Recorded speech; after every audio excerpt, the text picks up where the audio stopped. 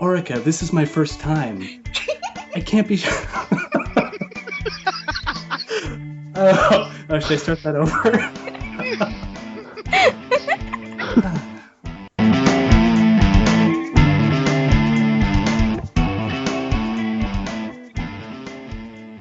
Hey everybody, this is the third episode of Jetpack Ninjas. I'm your host, Natalie. I've got Tony Hello. and Jerry Okay. and Brandon. Hello. They're all here, and I guess we can jump right in. I guess, Tony, we'll start with you. What have you been playing? I just started Dragon Age Origins today, which is it's been all right. I'm not that far in. I'm maybe like 4 hours in. So I just got I'm a dwarf, and I just got exiled, so I'm outside of the caves now. And I decided to stop there. It was a good point.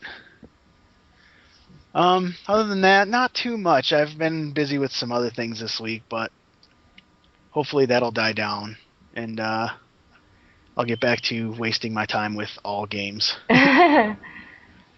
So, Brandon, how about you? My what have you been playing is pretty boring because I'm obsessed with Minecraft at this point. So I've pretty much just been building crap on Minecraft. Are you taking pictures and sharing with the world like everybody else is? I have not taken any pictures yet because I wanted to make my underground layer of evil Ooh. really awesome before I took pictures of it. So I've got this nice pit of lava covered in glass for my floor, and going from there, and then I'll start taking pictures, and I'm sure you'll get sick of them on Twitter. No, I've actually really enjoyed what everybody has been doing, so. It's a lot of fun. The way I describe the game to people that don't understand it is you have absolutely no reason to play it, but once you start playing it, you have no reason to stop. So it's That's fun. pretty much right. I tried the demo for the Xbox version, and it only gives you like a tiny area to just like learn all the stuff in. Right. And I got addicted in that. I'm like trying to make a giant house, and it only gave me like, I don't know, I think it's like 30 minutes they give you. And I saw the timer pop up when it was 5 minutes left, and I'm like, oh, this ends, and I was like angry about it. Yeah, and everything you've done does not save, and it's like, oh man, Yep. they've drawn me in. But I did manage to play a little bit of a Jet Force Gemini for the N64. I picked that up, and I played about 5 minutes of that between building lair and shearing sheep and whatnot. But that's pretty much my game of the moment. Yeah, well, to me, like I said to somebody, it's like Lego in computer form or Exactly. gaming form. And who Exactly. doesn't like Lego? Exactly. That's exactly how I feel about it. So, Jerry, how about you? I actually, I just recently finished Mega Man Legends. Well, not that recently, um, and have been spending most of my time basically cutting the next video, which is going to be the review of Mega Man Legends. Um, in between, I've been playing a little bit of Uncharted Golden Abyss for the PS Vita. Um, I'm mostly just playing that at this point to finish it. It's one of those games that it never really reaches as high as it should. Every single time I feel like I'm having lots of fun with it and I can really get into it and enjoy it, it does something that just pisses me off. Hmm. And generally, the things that end up kind of screwing me over are there's long scenes where it seems to expect you to know where you're supposed to be going. All of the console versions of Uncharted had you were never really lost. You always knew intuitively which way you were supposed to be going. Whereas in this game, there's lots of handholds and things that look like you should be able to jump up them, but you can't. So they sounds fun. Yeah. I've So, never played past the first Uncharted, so I, It is better than the uh, first Uncharted. I'll give it that. Not that the original was a bad game necessarily. It's just that the second and third one were so much better. that's what everybody tells me. I couldn't get into the first one, but everybody tells me to try the second one. Hmm. sadly, I have not played a single thing this week. I've been busy working on this server on my free time, or in my free time, and it's not being very cooperative. I keep running into error after error. So, trying to find workarounds and things like that for it. Jerry, thank you for being such a great help. But that's, sometimes how it works. You just don't get to play. So, Yep.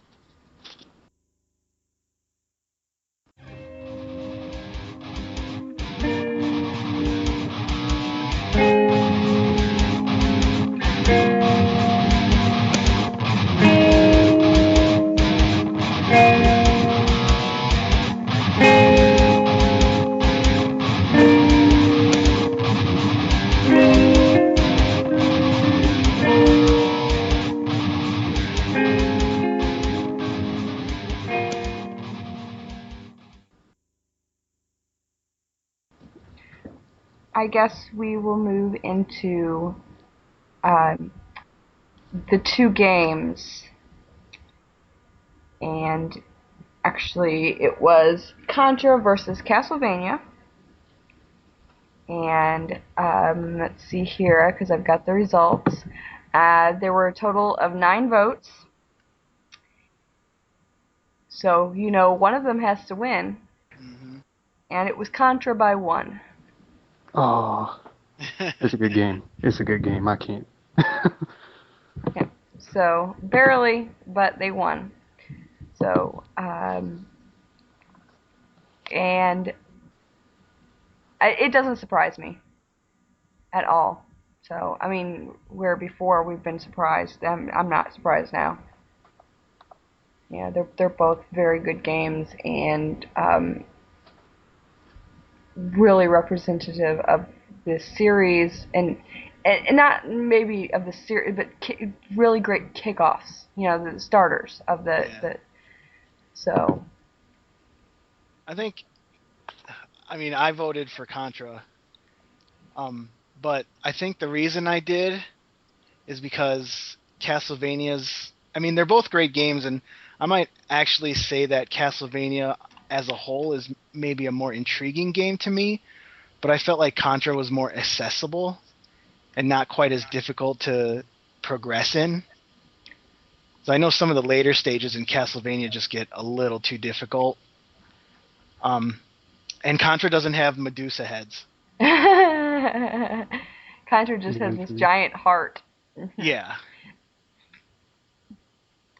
So, and I remember like Castlevania, like in the first few stages or whatever, you get hit, it would only take like 2 blocks of health away. But toward the end, it's like almost a quarter of your entire health bar. So it's like, oh, you can't get hit by anything, and then you're in the clock tower, and there's Medusa heads and other things jumping back and forth, and ugh, I hate that stage. Admittedly, that game creeped me out as a kid, so I didn't play very much. I mean, the thing, the thing that made me like Castlevania so much as a kid was the fact that you used a whip. And as a through kid, I Indiana was like, Jones. that's like, see, I wasn't even into Indiana Jones at that point. I was just so bewildered by the fact that this guy did not use a sword or a gun. He was just using this piece of leather and killing all these nasty creatures. I was like, that's pretty awesome. That is pretty awesome, actually. But, um, but yeah, Castlevania creeped me out. How about you, Jerry, for everybody? I went with Castlevania. Yeah. Yeah, despite the Medusa heads, those things are nasty. But I think on the whole, it seems to me Contra is you're right, it's very accessible, but realistically, it's the same thing from start to end. Yeah. Run, shoot, run, jump, run, shoot. Whereas with Castlevania, you've got a lot more platforming and, get up here and go that way and then frickin' Medusa heads. I think that the draw of Contra really is the simplicity. Yeah. Yes. But if this were a question of which is a better series, I would say Castlevania all the way. Well, yeah, I mean, Contra's kind of died off now. Yeah, well, they had a rebirth not too long ago, but Unfortunately. so Yeah, Castlevania seems to still be going fairly strong, at least. yes, Yeah. and it still has a lot of followers, and yeah, it's a game that was able to grow with the changing of technology. Hmm. So it's something that Contra didn't have, Right. and doesn't have. It's just it. I think when Castlevania switched to the uh, Metroid style of game with Symphony of the Night, I think that really did them a lot of help in keeping the franchise fresh and things like that. And they've had some bad 3D versions, but the recent one, Lords of Shadow, I guess was pretty good. I haven't checked it out yet, but I liked it a lot. I haven't finished it, but mm, what I played of it was really good. Very Devil May Cry kind of feel to it. Well, I guess that's all we have to say. I guess Contra and Castlevania get talked out, and so I know it was play them cruel both. to put Castlevania against Contra. I'm sorry. no, well, no, it's actually because actually it's one thing that I thought about, especially when the categories were submitted, Konami games. It Right. it just proves, especially during that time period, how wonderful Konami was, Mm, and their ability to not only make a game that has um, you know that can be played over and over and over again, but a lot of people enjoy playing them. right. Well, So Konami was so good back then that they had to dodge legal boundaries by making Ultra Games a company so they could make more games. Right. And that's where you got Metal Gear and the old impossibly difficult Ninja Turtles game. Oh my god. That game. but yeah, I mean, it just and these aren't the first Konami games that we have talked about. It's something we regularly have gone over and over and over, and it just, to me, they are the symbol there of that time period. Yeah. I honestly don't know what they've done. I mean, I know that they've continued the Metal Gear um, story, but Yeah. I don't know what else. Now there's Well, a they're new they're Zone of doing the Enders game. you know, and they're still behind Silent Hill, I believe. Right. And that's another franchise that hasn't really. It's never really recaptured what it used to have. Yeah. They need to But bring there's out a some lot of new those in the Mystical Ninja. Yes, I just reviewed that. That was the last game that I reviewed, and finding out that there are 40 total games, and here in the States we only got what, 3? There's 4. Yeah, 1 for Super Nintendo, 2 for N64, and 1 for Game Boy. I forgot about the other N64 one, but yeah, I mean Yeah. it's really sad. I mean, it's a really great franchise. They were working on bringing the PS2 version over, and that got axed, unfortunately. And again, this is another subject that comes up often. Is why aren't we getting these games? It's I actually, on Twitter, I sent a message to Tak Fuji uh of huh. Konami about the Mystical Ninja games, and he said that in the U.S. they were focusing on new IPs as opposed to translating quirky Japanese games that may or may not sell. But it, if they would look at the people who the people who actually play the games that are regular gamers, the ones who buy and continue to buy, they want the quirky games. They want to Oh, be able to see this, and try it. And Yeah, it becomes a question of the expense versus the return, I guess, it, because you can spend that money to localize it and all that, but if it's well, not going to sell what they think it is, they might not think it's worth it. And I mean, it has an audience, sure, but right. I mean that was the whole Well, thing with Operation Rainfall. Like they didn't know if those were going to sell until people made an uproar about it. well, the thing about the Mystical Ninja games is they've never been very well localized anyway, and that's kind of what makes them funny, is Mm-hmm. the fact that they have such terrible translation. Oh yeah, I mean, if you want to get into that, look at Final Fantasy Tactics. Oh man, That my thing's favorite game of all time, but man, oh man, that's what I mean. It's that considered tutorial. great, but yeah, so, I had a good feeling.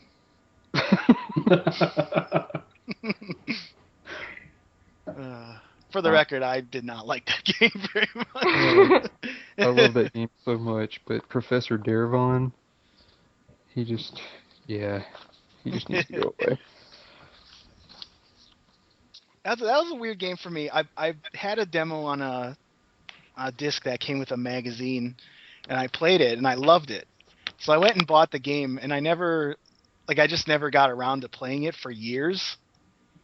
So I finally sat down with it, like, I want to say last winter, and played it, and I was like, this isn't as good as I remember.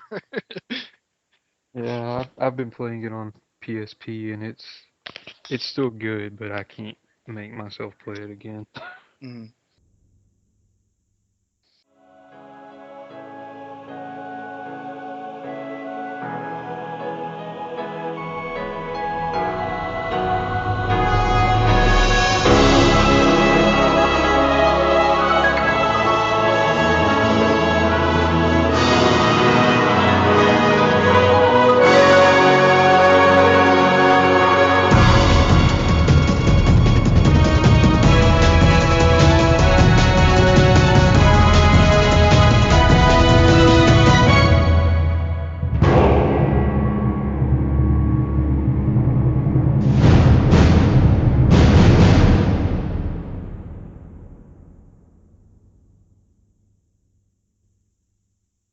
the article we are talking about is on tested.com, which, if you are familiar with Mythbusters, it is their little website. Which I love Mythbusters. How about you guys? I used to watch it a lot. I've kind of fallen off just because I've watched too many things. Yeah, and not having cable anymore makes it a little difficult, even though they have it on Netflix. But and we'll watch like 10 in a row and then be done with it for a while. Mm. Yeah, My it's one of those shows that pops up on my TV, and then I'll watch like 5, 6 episodes in a row, and just because they're on, which I like it a lot, but I never actually seek it out to watch it. right. My husband actually used to, so it was a regular thing. So this is by Wesley Finland, and it's 16-bit time capsule. SNES emulator makes a case for software preservation. I'm not reading this whole thing because it's another one that's really, really long. But I guarantee you this one is worth the read because not only do you learn exactly what's happening, but you learn about some of the uh, history of the Super Nintendo and how the how they were able to access the code to get it, and that's really a cool thing. But this whole article is about. Let me get the company. You talking about BU? BU. There we go. BU is the guy. I guess that's how you say it. Close enough. I believe that's the guy, and then BSNES is Yeah. the program or that's the name of like the overall program of what he's doing. I believe, if I read this correctly, that's what it is. But what he's doing is taking all of the code off the ROM and putting it into an emulator. So it's not really an emulator. What it is a digital archive of all these Super Nintendo games. Well, it is actually an emulator. It's just an extremely accurate low-level emulator that's actually emulating each function of the processor. Yeah. The way it's supposed to be emulated. Yeah, and that's why I kind of said it wasn't an emulator, because it got all the code. It has every bit of the code that is in the games that allow it to react exactly as the game would have reacted being played on the Super Nintendo. And yes, it is an emulator, but it's like you said, an extremely accurate one. Which, according to the article, sounds like it's a very difficult thing to do. Oh, yeah. Well, he had to call in. Oh, he had to call in a guy. He goes by Dr. Decapitator because he decaps and scans the chips that are in that have all the code on it, and it's actually I wish I knew more about electronics, and the thing is, I know stuff about electronics, but I wish I knew more about electronics so I could understand this fully. Mm-hmm. But it definitely, the problem with this, okay, let me get into that part. The problem with coming out and saying that he's doing this is because there are legal loopholes. He is definitely, I don't even think he's going through loopholes. I think he probably is breaking the law. Mm-hmm. But I personally think it's necessary for this data to continue to be accessible. Right. What's crazy about it is that it emulates it to such an extent that I, on the advice of one of my friends, when he read this article, I downloaded it to my computer, the 64-bit version, and it ran at about 4 frames per second with Super Mario World. It was ridiculous. I was like, okay, yeah. So my computer cannot accurately emulate a Super Nintendo. Not with all the processes and the... Yeah. So your computer is too powerful for it. No, it's The it's emulator too is much too for powerful. my Okay, yeah, the emulator does too okay, yeah, much. I was getting it backwards. All right. What does that say about the Super Nintendo?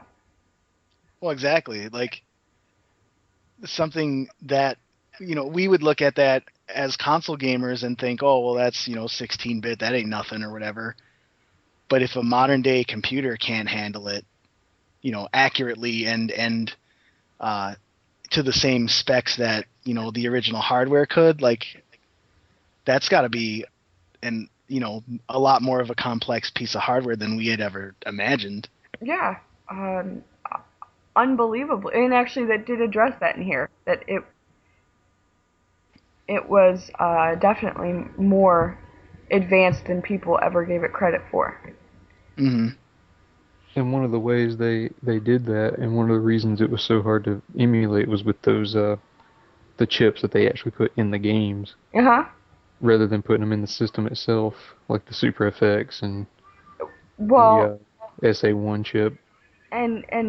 But that was part of how they were able to get away with some electronic. They didn't have to have all the electronics in the console. They were able to allow the cartridge to do some of the work, and I really liked that.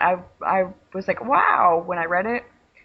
that, you know, not only was there the game program on there, but there were chips that were specially designed to work with the console to help with the processing.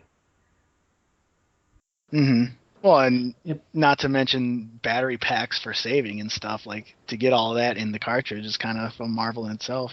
Yeah, you have to have some technological geniuses doing this. Honestly, because I've put some boards together that turn on a light bulb, and they were never that compact. So, Right. um, I've put boards together to do other things too, but um, just this light bulb one. I mean, I swear it was it probably would have been maybe the width or the height of one, but it took up more of the width than the width. So, but to turn on a light bulb, and these people were getting it into a game cartridge to like do some pretty advanced stuff. Mm-hmm.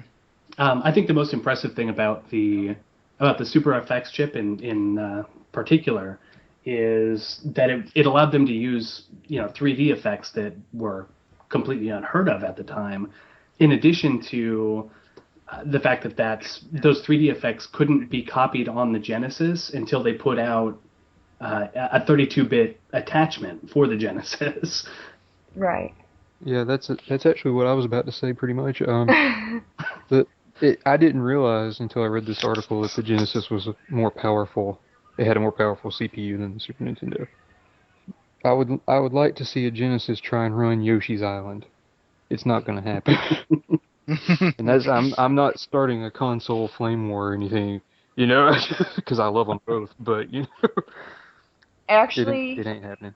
because it was mentioned on the voting, because Jerry, you were a part of that conversation, Mm-hmm. and Joe's Driller, he's Shakewell on Twitter, he said that, I probably should quote it because I don't want to get it wrong, but more or less that the graphical capabilities were greater on Super Nintendo than on the Genesis. Let me see exactly his. Actually, the SNES had generally better graphics capabilities, a color palette of 32,256 of which can be displayed at once, versus Genesis 64 from a palette of 512. But Genesis had an additional layer of parallax and could display more sprite on screen at one time. And the thing is, I love that these little things that he knows and he tells me, and I've learned so much from him in such a short time. But no, I don't want to start another console wars thing. But I learned something big here from him about that. That the Super Nintendo was a lot more capable than people gave it credit for. Again, people have not been giving it credit, and it came out at a time when we were just kids, so it's not like we could really look into it. So we kind of just had to believe what we were told. Well, when I was a kid, I had a Super Nintendo myself, and I had neighbors that had a Genesis. Mm-hmm. And, you could go to each other's houses and compare side by side, games like Mortal Kombat 2 that were on both systems. And it was always pretty slanted towards the Super Nintendo where arcade ports were concerned. Oh, so the arcades translated really well to the Super Nintendo. Right. Yeah, it always had the better graphics in those ports where actually Mortal Kombat, the original, was better on the Sega, but only because there was a code where you could enable the blood. Yeah, I remember seeing something about that. And again, I You think didn't like the sweat? Yeah, the sweat was awesome, or at least that's what I told everybody that had a Genesis in my neighborhood. See, my brother had a Genesis, and we also had a Super Nintendo. We weren't, we weren't allowed to touch the Genesis unless he let us.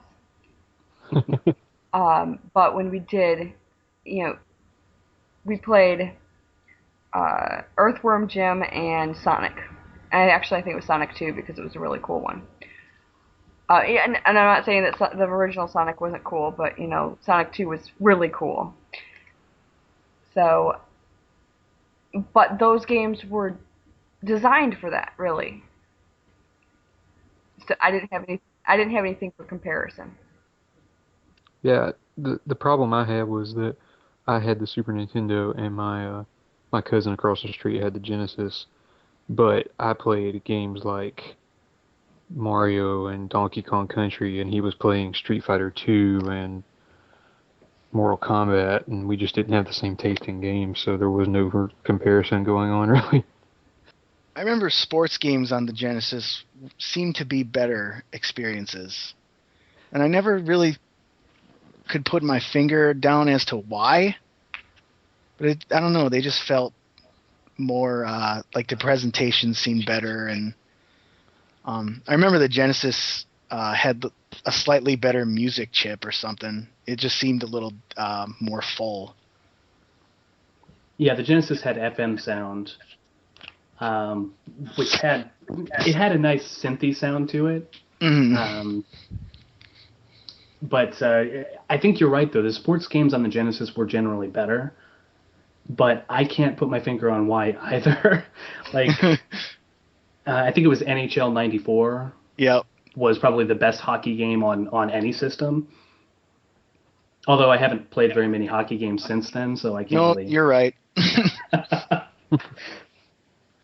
And also, that brings up another thing that was better on the Genesis.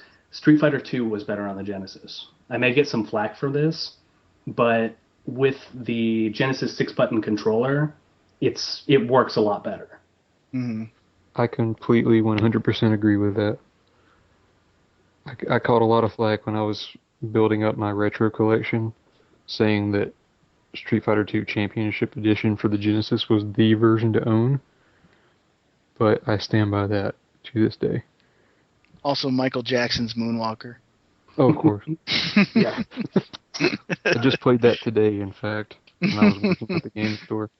It's right up there with Sonic and Oh yes, I'm sure. Michael Jackson. The real question is, which system had the better version of Shaq Fu? Oh. I think if you played either one, you lost. Yes. I was trying to think of how to say that exactly. Shaq Fu, man. Who's got that one for review? A Bad Game Day. I actually don't have that one yet. I need to pick it up at some point. I found it at a Goodwill for I think it was $4, and I just couldn't bring myself to spend that much money on that. Yeah, that seems excessive. It's about 4 times too much. Why don't you pay me $4 to take it? Yes. Okay, so let's get back to this article because that was actually the original. And the thing is, yeah, I knew that it would lead to some of these things because there were some mentions in the article. Mm-hmm. But do you guys agree that this, even if it is breaking the law, it is something that needs to be done? I think so. I think you always want to preserve the history of a medium in any form, whether it's entertainment or music or whatever you want to call it. I mean, these things need to be just kept. I don't have the word, but just we need to kind of just have it in our history and be able to I'm struggling with the terminology here, but you know what I'm getting at. Yeah, well, it needs to be available, not only as something that we like, but something that also kind of defines Right. our era. When people go back and look at, we'll say, the 1920s, because I can think of things from the 1920s. You think of the Art Deco furniture, you think of, the flappers, and you think of, and you guys, actually, I know it's Art Deco. I don't know if you guys know that, but, Hmm. Think Bioshock. Yeah. but you Yeah, as think, soon as you said Art Deco, I thought Bioshock. But Yeah. but and you think jazz, and you think, these very definitive things that have been preserved. Right. And then you think of our era, which is the gaming kids. I mean, we were the first generation to really grow up with gaming. Hmm. Well, and even from a technical standpoint, like we're always looking at, the first microchip or the first, you know, microcomputer or whatever you want to call it. It's one of those things too where we need to kind of just have that on the records so that we can, learn from those things. And yeah, yes, for learning, but also for historical value. Right. And there's one thing here that said that piece of software has you cannot copy it, you cannot use it until the author of it has been dead for 30 years. Hmm. 30 years. Do you hmm, realize what's going to happen to that piece of software by the time the person's dead? It's not going to exist anymore. Right. You know, and who knows how long, or first how long these you know companies are going to continue to provide digital content for the Super Nintendo, or the original PlayStation, or the Game Boy, or on how the Wii does it, and PlayStation, and they all do this. Hmm. Who knows how long they're going to do that? How many games are they going to actually do? Because they're not going to do their whole library. Right. So why not? I mean, it's not harming anything. I A wouldn't say good so. I mean, if people want to buy a game, like, they got the downloadable versions or whatever, like if people want to do that, they can do that. That's fine. And, they can play it on their big TVs and whatnot. But there's also people who don't want to do it that way. And to have them be forced to a solution that they might not want, I think that's unfair too. Well, and the thing is, what I mean, what how can these companies expect most people, some of us are going to do it, but most people to pay for something that has been out of print for 20 years? Right. right, like today, I, I don't know if you guys know, but I work at a retro video game store on the weekends. Yeah. And today I sold 4 copies of Super Mario World and a couple of copies of Yoshi's Island, which is great. How much of that money does Nintendo see? None. Right. Not one dime. So I mean, I don't get what it's hurting for them to just allow it to be preserved this way, but And because people are going to obviously, get it either way. Yeah. So, but obviously this guy is not ashamed that he's doing it, because he is coming out and saying that he's doing it, uh, despite the law. Now, the other thing that was really cool, did you guys read that part about the Prince of Persia source code was found? oh yes, yeah. Hmm. Um, and had it not been preserved, it would have, it definitely wouldn't exist anymore, Right. uh, because it was on disk, and those, they say they last, like here it says they last, they a disc will last about 30 years. I've had many, many, many go bad within a few years. Yeah. Same here. So the actual shelf life is not that real 30 years. That's best case scenario. Yeah, and as somebody who collects Commodore 64 games, um, I get to see a lot of that on a fairly regular basis. Um, because, not only do they use the floppy disks, but they also use cassette tapes as a medium. Yes. And cassette tapes are notoriously not reliable. Right. And floppies are kind of the same way. So, with all these floppy disks, if I have the originals, I have no problem buying a device like a Flyer or 1541-2 or one of those devices that takes images from these disks and just loads them up like they were an original disc. Right. The best way to look at it is like VHS tapes. Uh, everybody has seen VHS tapes. I still have some. Right. Everybody knows But the fact is, a lot of these VHS tapes that came out back in, the 80s and 90s never made it to DVD. Right. The big popular movies did, but or a lot of the movies that were kind of fringe or weren't all that popular never made the jump. So if somebody wants to take those and put them on a DVD, I see no problem with distributing that because there's no way to get it at this point. Right. And, again, this preservation and, we don't know the shelf life of a DVD, honestly. But it has a better chance than a disc or a VHS tape. But on the other side of this argument, I have Atari 2600 cartridges from the 70s. These cartridges are older than I am, and they're working just fine. I have NES games that are as old as I am that are working just fine. And,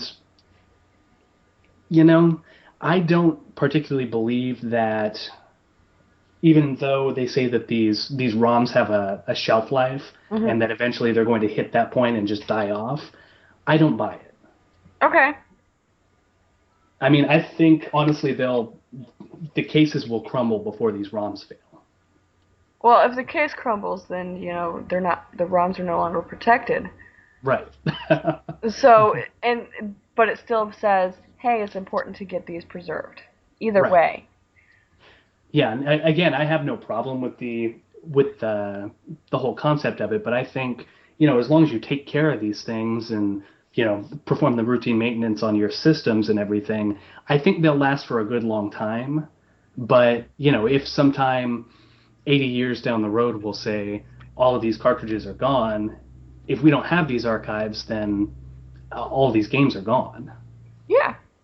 Because, Nintendo's networks for the Wii Virtual Console and for the 3DS Virtual Console, these things aren't going to be around forever. No, they won't. And and the thing is, eventually they're going to get rid of the NES and the SNES, and and move on to eventually it's going to be Wii games on there if they Right. continue Virtual Console.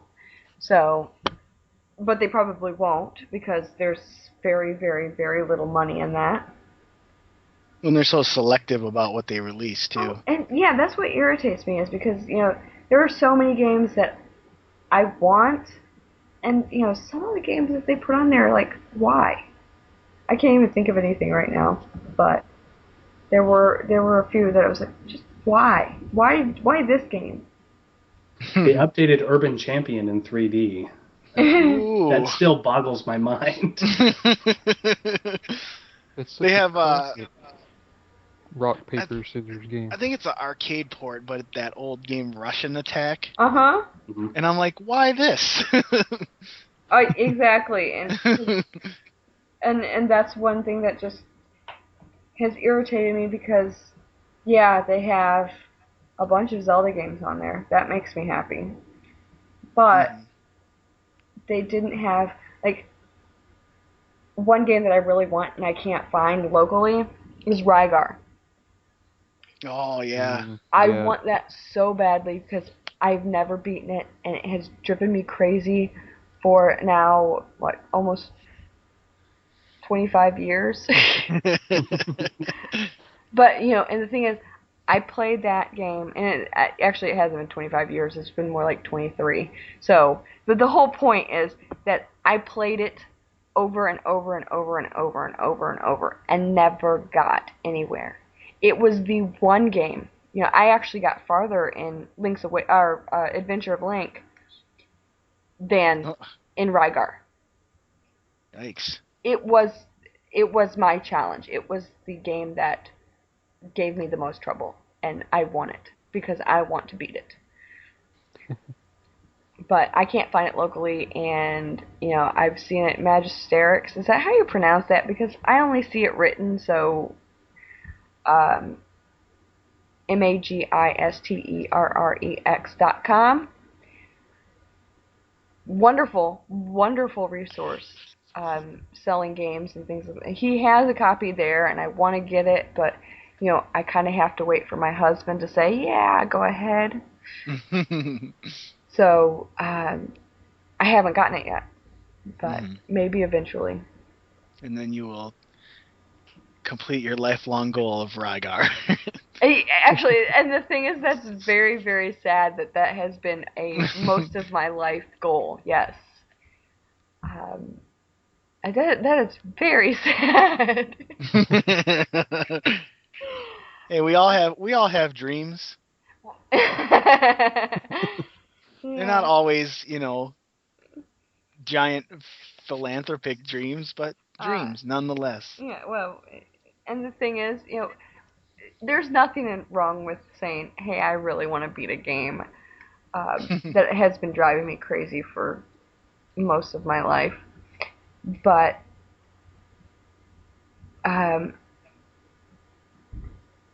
I shouldn't have to work so hard to find it. Honestly, because for the longest time, nobody even knew what and like I would mention it, and nobody had any clue what that game was. Right. So it means there are copies out there unused. I'm sure. Yeah, we actually have a copy at the game store. I actually saw it today. It's a great game. It really is. It is a good game. Well, and the thing is, it's a horrible game too. It really is because it gives you no guidance whatsoever. It's you figure it out. So. Yep. And I like that, but. Oh, you like the original Legend of Zelda, so that should be right up your. Yeah. Right up your alley then. Yeah. Well, see that game I don't have to figure out anymore. It's stuck in my. Jared, Temple of Retro, had asked me, and the thing is, I gave him wrong directions because I said to go down 2 and he only needed to go down 1, but he couldn't go down 2 because it ended, so he knew that I just gave him an extra 1. So he was able to find exactly where he was going by my directions. And it is not looking at a screen. That's how much that game is in my head. Yeah, speaking of games that I've never beaten. Oh, really? I got to the end and I could not find the silver arrows and I quit and I have not picked it back up to this day. And then you go down and you come back out and you go up and you go down the staircase and all right. So I can actually probably get you there right now. So I'm not going to give you directions right now because that's just kind of ridiculous. That's good because I would not remember them. Yeah, well, 5 minutes from now. I honestly could do that right now. It's sad. I have reserved too much space for that game in my head. I can see it. But yes, if you haven't beaten that game, do it, because it's not the greatest game of all time, though it kind of is, because it started my love of gaming. That makes sense. Sure. Yes. Yeah, Tony, that sounded convincing. So I guess we all agree that the games need to be preserved in one way or another, whether it is by somebody independent or if it is the company, but somebody needs to do it. Mm-hmm. Hmm. Yes. It does represent our generation. And the thing is, I want to say especially the Super Nintendo, Right. because yes, we were all 4 or 5 ish, maybe even 3, some of us. I was Super 9. Nintendo? No, I'm talking about the Nintendo now. Oh. Oh, okay. Okay. When the Nintendo came out, Yeah, I was so 5. so we all grew up with that. But when it came to we were coming of age and it meant something, and we were really being influenced, was the Super Nintendo era. So I think it represents us way more than the Nintendo does, though I I love the Nintendo. That's my Yeah. opinion. Yeah, I think when we got to the Super Nintendo era, at least our generation, when we hit that point, it was by choice Mm-hmm. because the NES was something that was put in front of us. We may have gone up to our parents and said, "I want it, I want it, I want it," but it wasn't a conscious choice by us at that point. Right. Whereas with the Super Nintendo, I personally went out and mowed lawns for an entire summer to buy my Super Nintendo. Yeah, that's just it. Like the Super Nintendo is one of those things where, kids our age or whatever were kind of starting to not only want things but also be willing to work to get them. Yeah. Right. And it just made it feel like it was more important to us on a personal level. So like in those aspects, I think the console has a lot more meaning to the general public than the old, the original Nintendo. Yeah, and honestly, the Nintendo, because it was more of a, and actually my husband did work to get the Nintendo, but Mm. but he was 15 at the time, I think. He was already at the outskirts of playing games, and like really, they didn't affect his life the way that they did ours. Because he didn't ever get a chance. He went and he paid all this money for a gaming system he never got to play. Mm-hmm. And he was half grown before Exactly. he started playing it anyway, so. Yes. So, but for us, we grew up with it. Now, the Nintendo, for most of us, you're right, Jerry, it was placed in front of us because it was more of an experimental, see if this works type system, and it happened to work. And it wasn't really a kid's influence. It was parents going, huh, what is this? And getting it because, hey, that's Super Mario, or actually not Super Mario at the time. I can't remember what was originally released with it, but hey, that looks interesting. I wonder if I'll like this because it actually was appealing to adults too. Yeah, my dad actually got me my Nintendo for Christmas that year because he wanted to play Zelda. Yeah. Yes, my dad liked Duck Hunt so much that rather than us going across the street to my cousin's house and playing it all the time, he just went ahead and broke down and bought me one Yeah. Well, where we could shoot the ducks I and that dog. But anyway, can't stand that dog. we I could do don't a whole know. podcast on that I, dog. I'm just gonna say, in one of my first posts on my blog I called that dog an asshole, and I stand by it. If you get there was an arcade version, the Versus arcade version, where there was a mini game where you could shoot the dog. Ooh. So if you go to Retro USB, they actually have a reproduction cartridge that works on the NES of that game. So yeah, if you buy that, you can shoot the dog. Awesome. That's worth whatever you pay for it. I don't know how much it is, but it's worth it. I'm gonna find out how much it is. Um.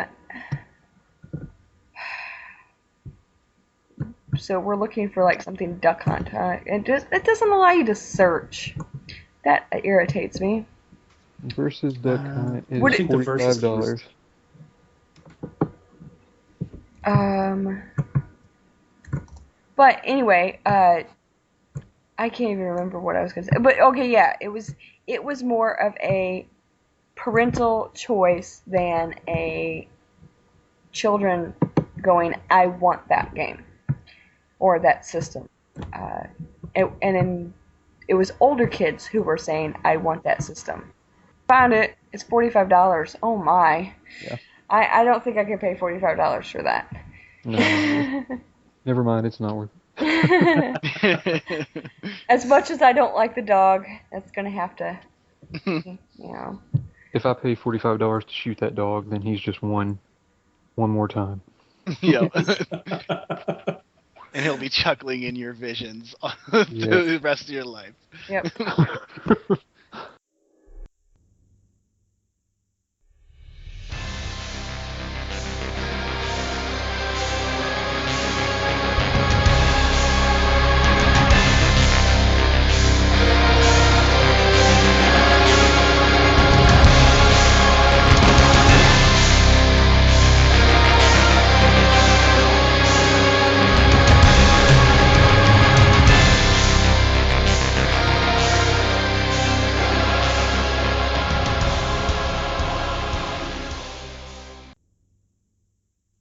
I guess that means we're on to this wonderful game. I am just gonna say I really suck at these things. I can't keep a list of things in my head. I've already allocated all my space to Zelda things. Zelda, actually, the original Zelda map for every level. Tony, do you have random.org? Like, because I already typed it into random.org just in case you didn't have it up. I have it up. You already have it up? Mm-hmm. Do you have it typed in and everything? I just need to know. Are we going off the list that I had already put on the doc? Okay, the list is Pokemon names, the original. Well, just give me how many 3, categories I have there. 6, 9. 9. All right. All right. Number 4. Number 4 is South Park characters. Well, I'm gonna lose. Yeah. Yeah, I know a Just few, but not very many, honestly. So I'm yeah, not very many. Actually, you know what I'm going to do? Because I didn't get that die out of my daughter's room, I'm going to do the same thing with numbers. And let's see who we've got. Tony, you'll be 1, Brandon 2, Jerry 3, me 4. Okay? Sure. And we are going to run this number here. If I can get back to the home page because it didn't. Alright, max is 4. Generate, and the number is 1. That means Tony. Tony is first, and that means we'll just follow along. And so Tony, Brandon, Jerry, and me. So, ready? Yep. Sure. Go. I'll start with Chef. Cartman. Kyle. Stan. Wendy. Butters. Mr. Hanky. Mr. Garrison. Mr. Hat. Yeah, I got nothing. All right, Mhm. Brandon's our first. Oh yeah, I know how to play. I know who I'm gonna be. All right, Jerry, your turn. Oh, hell. Yeah, I got nothing. Oh, wow. Timmy. Jimmy. Kenny. Saddam Hussein. The devil. Tweak. Jesus. Oh, shoot. God, the really goofy looking monster thing. Um, um, Principal, is it Veronica or Victoria? And That's close enough. I Okay. think you got it. All right. The succubus. Santa. The underpants gnomes. Kyle's mom. Kyle's brother. Ike. His name's Ike. What, doesn't Kyle's mom just go by Kyle's mom? Sure. I don't have any more. Damn it. I won. And the thing is, that honestly is from watching like 3 episodes. Mm-hmm. I used to watch it all the time, but it's been way too long. And My husband would watch it, and I'd hear it playing on in the background. So I do have, like, it's, I guess, subliminal messages. So I feel so good I don't have to play her. I didn't lose. I don't even know how to pronounce this because it's not anything that I've ever played. And actually, it was released in the States. I just don't have any clue what it is. So I'm gonna give it my best shot. Artonelico. That sounds Artonelico, yeah. okay. Yeah. Okay, I've never played it. I've never heard of it. Surprise! I think a sequel came out not too long ago. Yes, it did actually. When I was looking into it, because I was like, huh, what is this game? So, yes, something came out not that long ago. I want to say 2011. Brandon, you get to be I know. Orica. I know. And Let me actually see if I can perfect my Orica voice. Oh, I'm so glad I don't have to. I would Oh, giggle the God. whole way through. And yay, Jerry, you get to be Liner. Oh, this will be a This is blast. going to be exceptionally awkward. And Oh, Lord. I just get to give you the extending agent, so.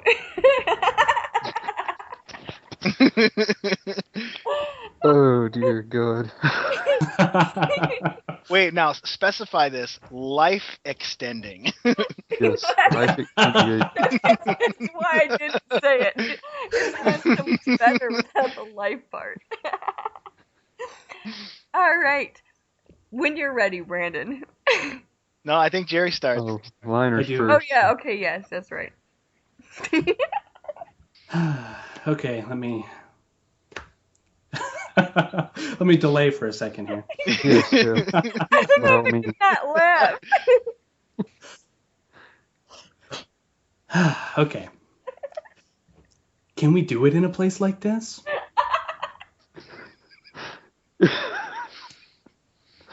Yes, the location doesn't matter. I like this place. So please, do it here.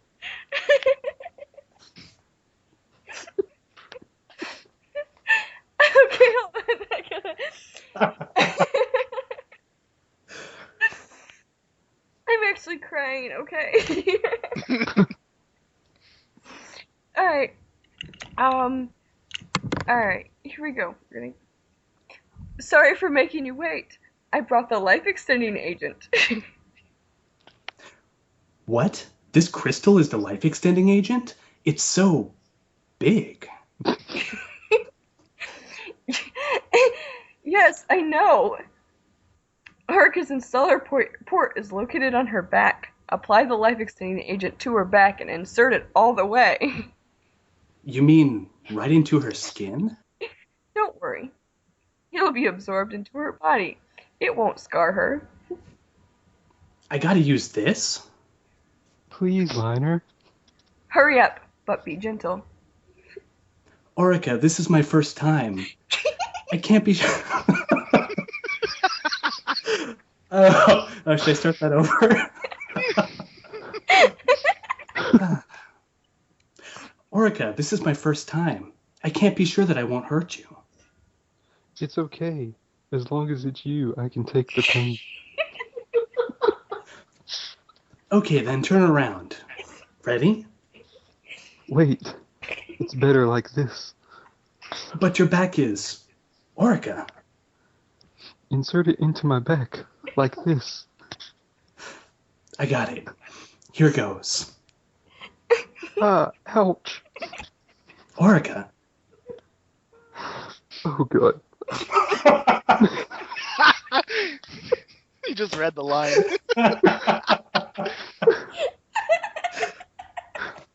It's okay. Push it all the way. Ow. Ow.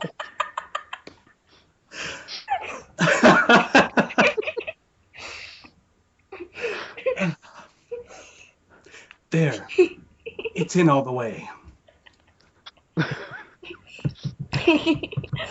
Thank you.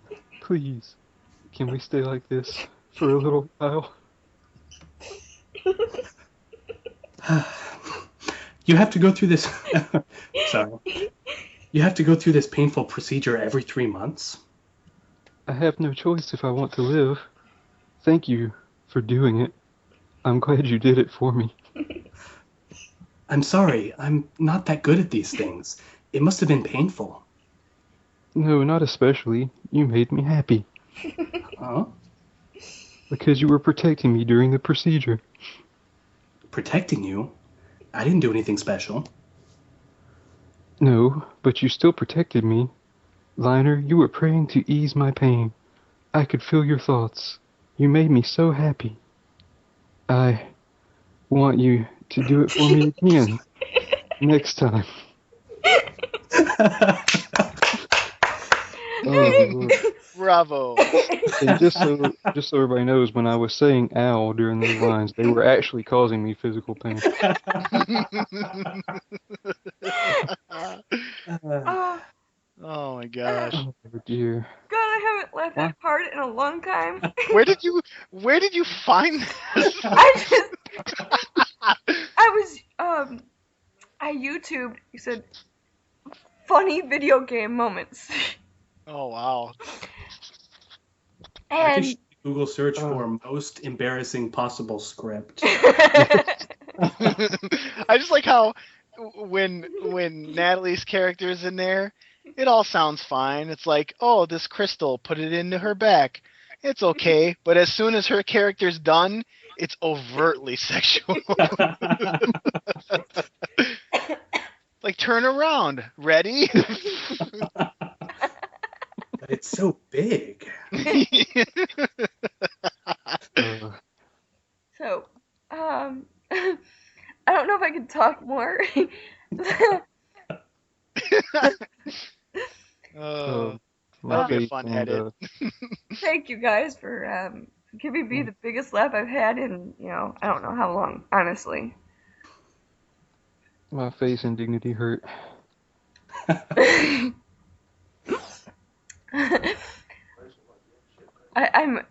I've never been so happy not losing. And I really, really like to win, so.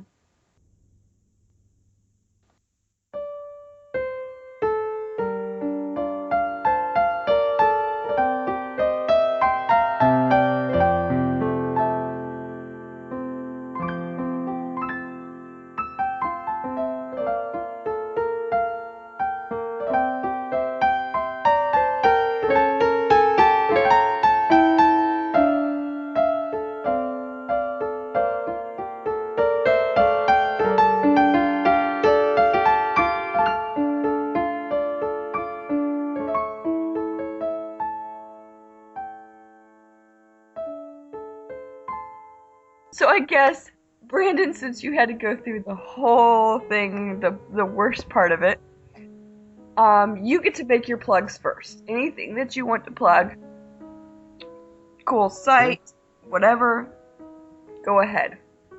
I haven't done anything recently myself, but I do write for comicbookrevolution.net occasionally. I haven't written there in like over a year, but I actually have like 3 or 4 reviews in the pipeline right now, so Those will be popping up soon, I hope.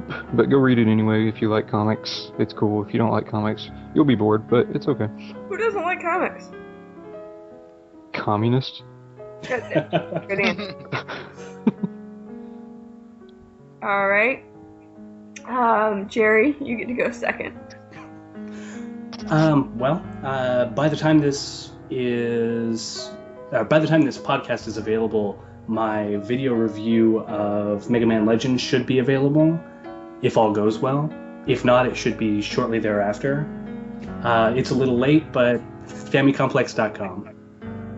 Cool. All right, Tony.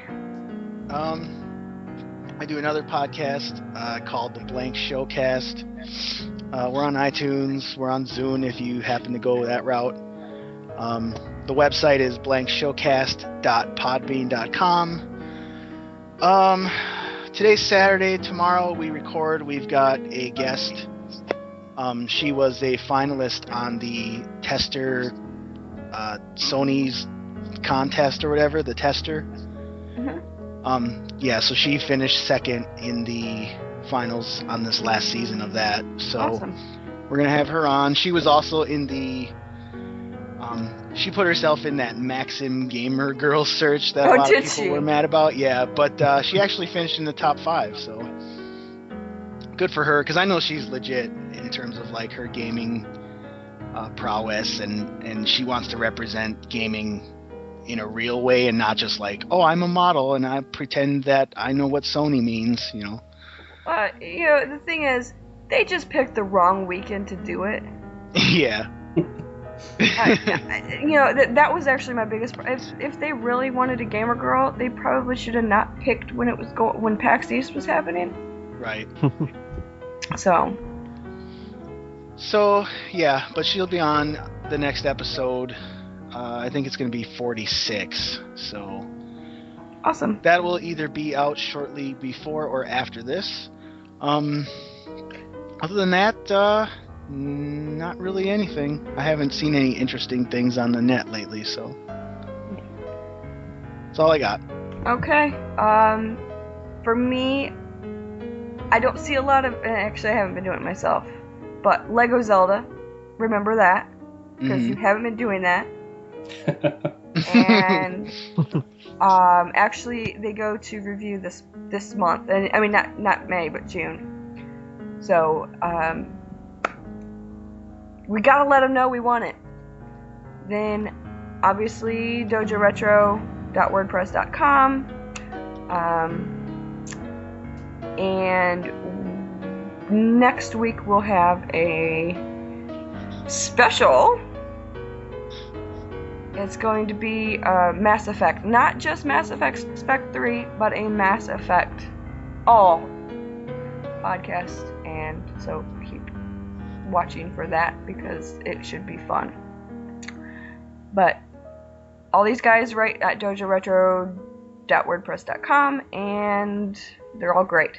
So check out their links too. So thank you guys. I had fun. And oh my god, I seriously am losing my voice from this. I honestly, laughing that much has done that